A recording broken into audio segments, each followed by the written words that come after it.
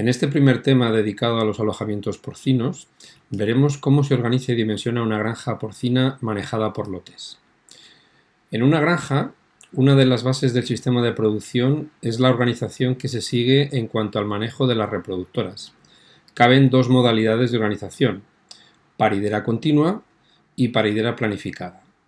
En el primer caso, también conocido como manejo tradicional, cada cerda se cubre aisladamente cuando muestra celo, de modo que las cubriciones y por tanto también los partos se suceden ininterrumpidamente de forma continua a lo largo del tiempo.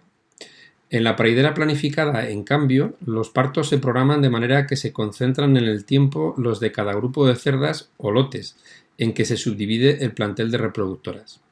Cada uno de dichos grupos constituye un lote, es decir, un lote de reproductoras es un conjunto de cerdas que se encuentran en el mismo estado fisiológico y que se manejan conjuntamente. Por ello, el sistema de paridera planificada recibe también la denominación de manejo por lotes. Una primera diferencia fundamental entre las dos modalidades radica, pues, en la unidad de manejo.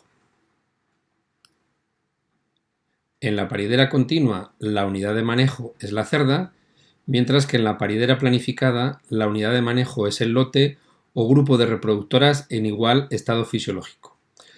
Lógicamente, la consecución de partos concentrados exige la concentración de cubriciones y, por tanto, de celos. Para lograr suficiente simultaneidad en la aparición de celos de las hembras de un lote, resulta imprescindible proceder al destete simultáneo de todas las camadas de dicho lote. De ahí deriva la segunda diferencia fundamental entre los tipos de manejo. En el manejo tradicional, el destete se efectúa a edad fija de los lechones, mientras que en el manejo por lotes, el destete se realiza a fecha fija. Por tanto, habrá diferencias entre las edades al destete de las distintas camadas de un lote de cerdas, si bien la edad media coincidirá con la edad al destete deseada, y dichas diferencias serán tanto más pequeñas cuanto más concentrados estén los partos. Conviene subrayar que la composición de cada lote no es fija, sino dinámica, aunque el número de cerdas que lo constituyen sea constante. Una cerda determinada puede dejar de formar parte de un lote concreto, bien por ser desechada y sustituida por otra de reposición, o bien por no quedar cubierta a la vez que las restantes cerdas del lote. En este segundo caso, la cerda no preñada pasará a un lote posterior o lote siguiente y será sustituida por otra a la que le haya sucedido lo mismo en un lote precedente. Como la probabilidad de que esto ocurra es la misma para los distintos lotes, el número de reproductoras por lote permanecerá prácticamente constante. Las principales características del sistema de manejo por lotes son que en cada sala se alojan animales en el mismo estado fisiológico o de la misma edad o peso vivo. Un lote de animales puede alojarse en varias salas si el lote es muy grande. En cada sala, las entradas de grupos de animales se producen a un intervalo fijo, intervalo que llamamos desfase y que se fija de antemano. Entre la salida de un grupo y la entrada del siguiente se realiza un vacío sanitario. Si bien en cubrición control y en gestación solo puede hacerse una limpieza, dado que siempre hay animales en estos locales. Nunca se vacían. El manejo por lotes tiene una serie de ventajas. Además de las que puede ver en la pantalla, se pueden destacar otras. En primer lugar, la posibilidad de realizar el vacío sanitario en los locales en que puede aplicarse el sistema todo dentro, todo fuera, como es la maternidad, la transición o el cebo.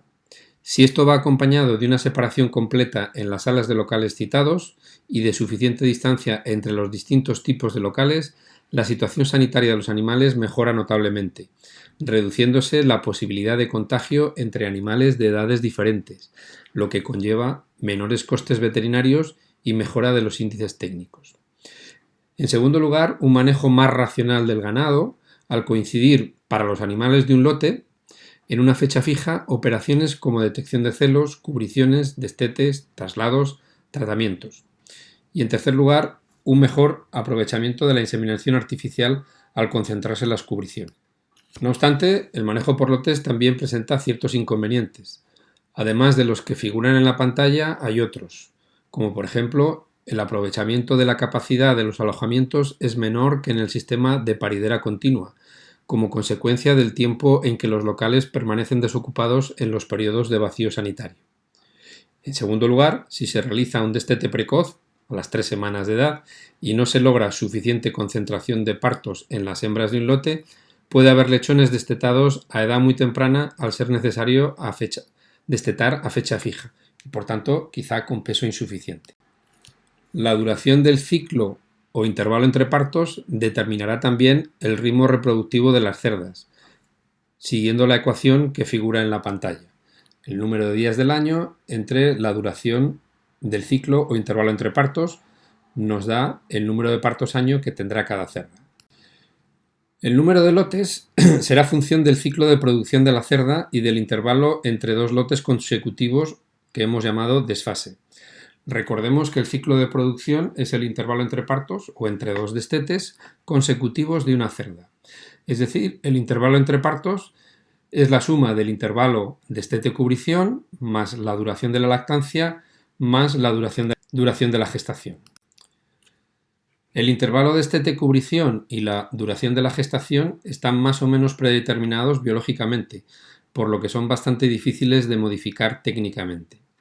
La duración de la lactancia o cría, por razones prácticas y económicas, está comprendida entre 3 y 5 semanas, aunque lo habitual es que sea de 3 o 4 semanas. Es una variable de decisión técnica. Respecto a la elección del intervalo entre dos lotes consecutivos o desfase, por cuestiones ligadas a la organización del trabajo y con objeto de realizar pocas o ninguna operación en domingo y fijar tareas en un día concreto de la semana, ese desfase deberá ser de 7 días o múltiplo de 7. Por tanto, el cálculo del número de lotes será el cociente entre la duración del ciclo productivo y el desfase. Para que el número de lotes sea un número entero, la duración del ciclo e intervalo entre partos también deberá ser múltiplo de la duración del desfase. Cuanto menor sea el desfase, mayor será el número de lotes y más pequeño el tamaño de estos. Por tanto, en explotaciones grandes interesará un desfase pequeño de 7 días y en explotaciones pequeñas un desfase grande de 3 semanas. La separación entre una explotación pequeña y grande es muy variable, pero puede fijarse en 130-140 reproductoras. Todo ello se traduce en unas alternativas de organización bastante limitadas en cuanto a número de lotes, elección de fechas o calendario para realización de operaciones, etc., como consecuencia de la rigidez impuesta por los valores que toman las variables involucradas. En la tabla superior se expone el conjunto de posibilidades que se pueden establecer para la organización de la explotación a partir de una programación de actividades muy coherente, reparto homogéneo de tareas y elección de días concretos para evitar operaciones en el fin de semana, solamente 2 días de cubrición, tratando de concentrar partos y que no sean en domingo. En la tabla inferior figura el número de lotes que habría según la edad del destete y, por tanto, según la duración del ciclo reproductivo IP y según el desfase D o intervalo entre lotes. El número de cerdas por lote será función, lógicamente, del número total de cerdas de la granja y del número de lotes. El tamaño mínimo admisible para realizar el sistema todo dentro, todo fuera se puede situar en 6 cerdas por lote, procurando asimismo no superar las 24 cerdas en ningún compartimento o sala, recordando que un lote puede ocupar varias salas. El número de unidades, salas o compartimentos de cada tipo de alojamiento se calcula por la siguiente fórmula. El tiempo de ocupación O variará según el tipo de alojamiento de que se trate y será función del sistema de producción y organización elegido con respecto a la duración de la fase correspondiente, cría, recría, gestación, etc. El cálculo del tiempo de ocupación de cada alojamiento será igual a la duración de la etapa o estado fisiológico que transcurra en ese alojamiento más un periodo de adaptación en el caso de que sea preciso. El vacío sanitario es imprescindible en maternidad y transición, recomendable en transición y en cebo y siempre que sea posible en el resto de alojamientos, aunque no siempre es fácil por la entrada y salida continuas de animales que tiene lugar, por ejemplo, en cubrición control y en gestación. La duración mínima será de 5 días, preferiblemente más, pero sin que sea excesivo. En esta tabla se presentan las variables e índices técnicos más habituales.